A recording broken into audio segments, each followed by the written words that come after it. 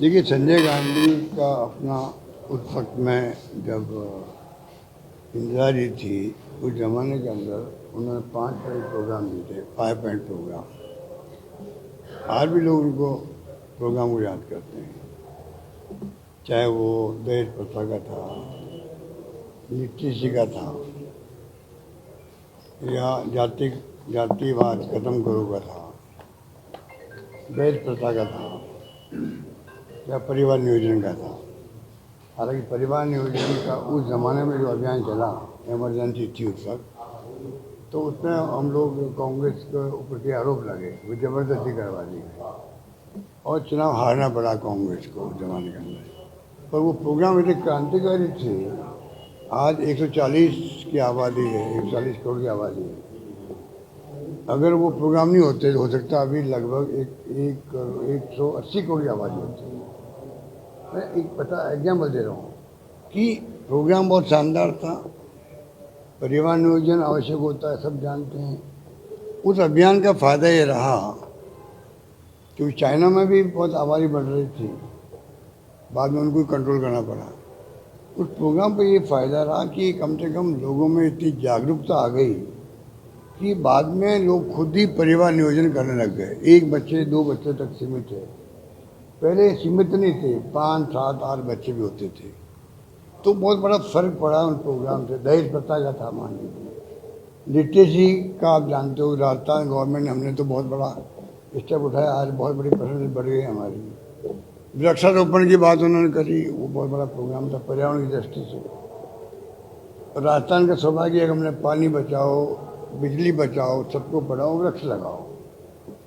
तो कई प्रोग्राम हमने दिए हैं जो उसमें प्रोग्राम चलते थे। तो ये जो उनका जो सोच थी, उसको आज भी कोई इनकार नहीं कर सकता। दहेज प्रथा आज भी है, लोग आप देखते हो कितनी हत्याएँ होती है, कितना महिलाओं पर जुल्म होता है। तो ये तमाम बातें मैं समझता हूँ कि आज के दिन हमें याद करना चाहिए उन 5 पॉइंट प्रोग्राम के कारण से इस देश को एक सोशल रिफॉर्म में एक भागीदारी मिली। जैसे राहुल गांधी जी आज सोशल रिफॉर्मिस्ट बन रहे हैं, वो जिस प्रकार से समाज को बदलने की बात कर रहे हैं, जातिगत जनगणना का एक क्रांतिकारी कदम उन्होंने उठाया है। ये आने वाला ज़माना याद रखेगा कि एक बार कम से कम 1931 में ये जातिगत जनगणना हुई थी। उससे आप साइंटिफिक तरीके से, आप वैज्ञानिक तरीके से आप बाद में योजना बना सकते हैं। SC हो, ST हो, OBC हो, या जो जनरल कास्ट भी है, उनकी जो गरीब तबका है, EWS है। तो बहुत बड़ा काम राहुल गांधी कर रहे हैं और ये कांग्रेस की सोच है। जो मैं ये बात इसलिए कहना चाहता हूँ आपको इस मौके पर, ये कांग्रेस की सोच है कि वो हमेशा रिफॉर्म करने की तरफ ध्यान दिया। हमेशा उन्होंने, कोई वक्त हो, पंडित नेहरू का वक्त हो या इंदिरा जी हो या राजीव गांधी हो, अब राजीव गांधी ने 21st सेंचुरी की बात करी, पंचायत का स्थानीय निकाय का 73-74 अमेंडमेंट किए, सब क्रांतिकारी बातें, लंबी लहरिश थे। 18 साल के मतदान का अधिकार दे दिया नौजवानों को। तो जो राजीव गांधी ने महिलाओं के लिए या जो शेड्यूल कास्ट के लिए या जो उन्होंने कदम उठाया, 21st सेंचुरी की बात करी, आज मोबाइल इंटरनेट की सेवा कैसे आगे देश के अंदर। तो ये तमाम बातें मैं इसलिए बोलना चाह रहा हूँ इस मौके पर कि कांग्रेस ने हमेशा आज़ादी के पहले भी क्रांतिकारी कदम उठाए जब आज़ादी मिली, चाहे गांधी जी थे, चाहे पंडित नेहरू थे, या मौलाना आज़ाद थे, या सरदार पटेल थे। और आज़ादी के बाद में बड़े क्रांतिकारी कदम उठाए, सोच दी देश को, दुनिया में क्या हो रहा है, नॉन अलाइनमेंट मूवमेंट खड़ा कर दिया। आज देखिए क्या तकलीफ हो रही थी दुनिया के, इराक ईरान का युद्ध हो रहा है, इसराइल का और इराक का युद्ध हो रहा है। अमेरिका का प्रेसिडेंट कह रहा है 15 दिन बाद बताऊंगा मुझे क्या करना है, और रात को ही वो आ जाते हैं मैदान के अंदर, अटैक कर देते हैं। ये जो कुछ हो रहा है, और इंडिया कुछ बोल नहीं पा रहा। क्यों नहीं बोल पा रहा है? इंदिरा गांधी के ज़माने में नॉन अलाइन मूवमेंट चला था, निर्गुण राष्ट्र सम्मेलन। हिंदुस्तान का नेता था दुनिया का, दुनिया में जो तीसरी दुनिया है राष्ट्रों की, उसका नेता कौन था मुख्य रूप से? और भी कई मुल्क होंगे पर इंडिया मुख्य रूप से था।